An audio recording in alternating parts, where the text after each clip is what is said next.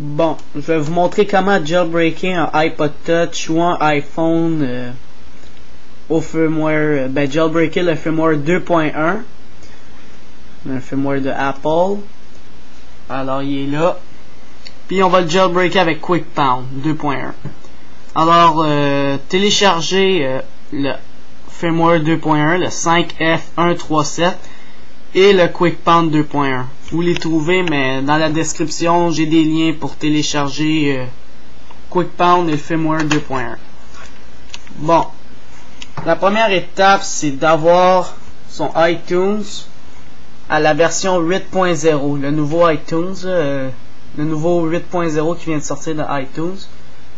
Comment le reconnaître? Vous pouvez voir Genius ici. Alors ici vous allez voir Genius, ou allez dans Hide à propos de iTunes, et là vous allez voir iTunes 8.0. alors on est sur ici iTunes 8, on peut fermer. Là il faut brancher son iPod Touch, puis on va faire une restauration normale. Faut pas que ce soit un custom firmware, faut que ce soit une restauration normale du firmware 2.1 de son iPod Touch. Alors je vais connecter mon iPod Touch à mon ordinateur.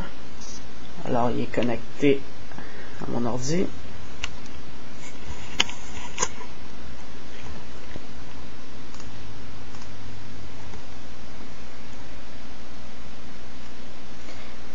Là ils me disent de télécharger la 2.1, mais on dit non parce qu'il faudra payer. Alors je dis annuler. Là on s'en va dans l'iPod Touch. Je vais annuler la synchronisation.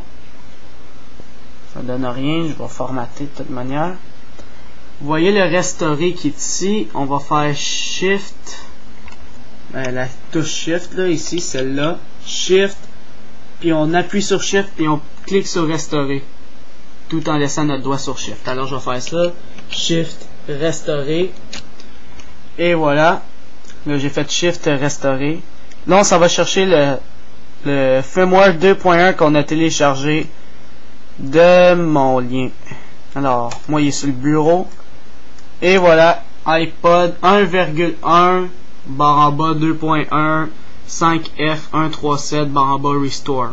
Alors on prend lui, on fait ouvrir et on laisse restaurer son iPod Touch ou iPhone. Mais ce serait pas iPod Touch parce que le firmware est pour l'iPod Touch. Alors comme vous le savez, ça prend quand même beaucoup de temps ce petit transfert là. Alors je vais vous revenir à la vidéo quand ça va être terminé. Alors tout en laissant son iPod Touch branché à l'ordinateur. Alors c'est ça, je vous reviens après que le chargement soit fini.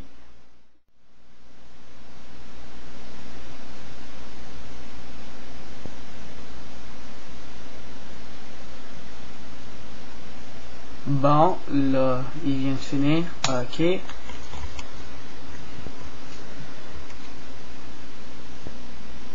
Il doit se connecter à iTunes. Il fait juste travailler. On attend. Et voilà. Slide to unlock. Dismiss. Il affiche iPod. Là, il faut configurer comme un nouvel iPod. On fait pas de sauvegarde parce que c'était la 2.0.2 et en bas. C'est-à-dire que vous avez peut-être la 2.0, 2.0.1. Alors on fait configurer comme un nouvel iPod. Puis on clique sur continuer. Là, vous pouvez nommer votre iPod comme vous voulez. Je vais juste le changer.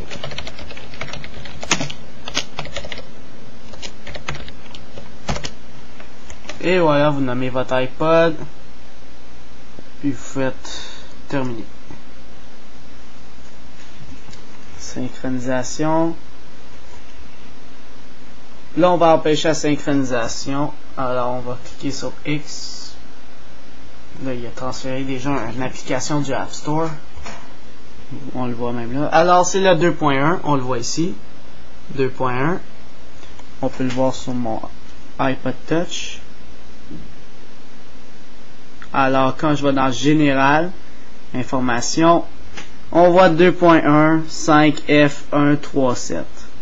Peut-être que vous le voyez mal, mais en tout cas, c'est le 2.1. Un coup qu'on a le firmware 2.1 dans son iPod Touch, qu'est-ce qu'on doit faire? C'est on ferme iTunes. Puis là, le QuickPound que vous avez téléchargé est ici. On va l'extraire parce que c'est un fichier zip. Alors, droit de la souris, extraire. Il est ici. J'ai plus besoin de lui. Alors, j'ai mon QuickPound, mon dossier. Je l'ouvre. Là, vous allez voir Halo 3 ISO Pro, mon dossier, puis QuickPound. Alors là, vous allez double-cliquer sur QuickPound. Alors, on double-clique.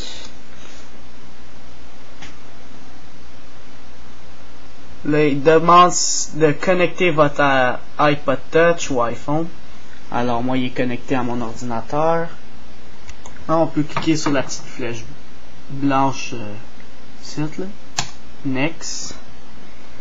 Là, il dit mettre le firmware 2.1. Alors, on va le chercher, on fait Browse. On va chercher le firmware 2.1 qu'on a téléchargé. Alors, il est ici, mon firmware 2.1 de tantôt. 5F137. Alors, je clique sur Ouvrir. Il va vérifier si c'est le bon. Et voilà, c'est le bon. Alors, on clique encore sur Next. Là, vous pouvez replace des boot logos ou... en tout cas, cocher ces deux-là, ça c'est juste pour jailbreaker. Cocher Add Cydia, Add Installer, vous n'êtes pas obligé de cocher lui. Je vais le cocher, je vais juste remplacer des boot logos. Alors, on clique sur Next. Et là, ils nous disent... il faut qu'il soit connecté à notre ordinateur. Là, les étapes sont importantes.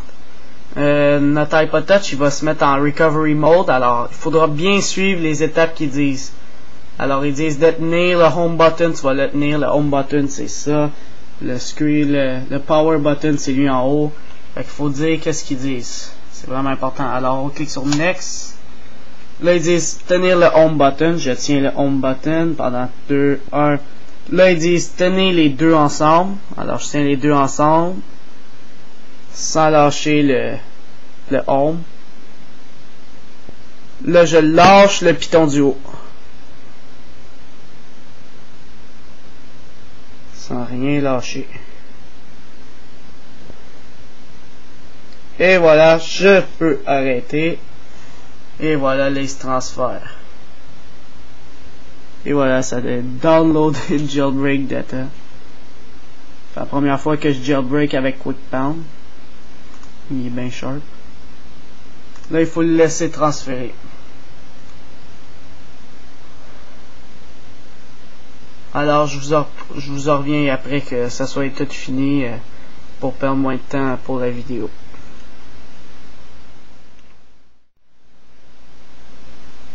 Bon, là, il vient de me dire qu'il a fini. Alors, ils disent d'attendre que son iPod Touch il reboot. Là, il est en train de loader des affaires. Il faut juste le laisser travailler. Et voilà, là, il redémarre. Et voilà, il a mis mon custom logo. Un ananas. L'ananas de QuickPound. Ou du Pawnage Tool pour Mac. Là.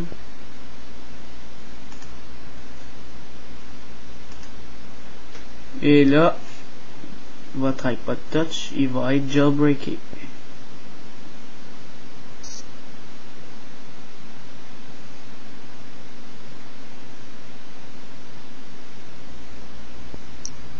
Et voilà, vous avez un iPod Touch jailbreaké avec Installer et Cydia sous le firmware 2.1 de Apple.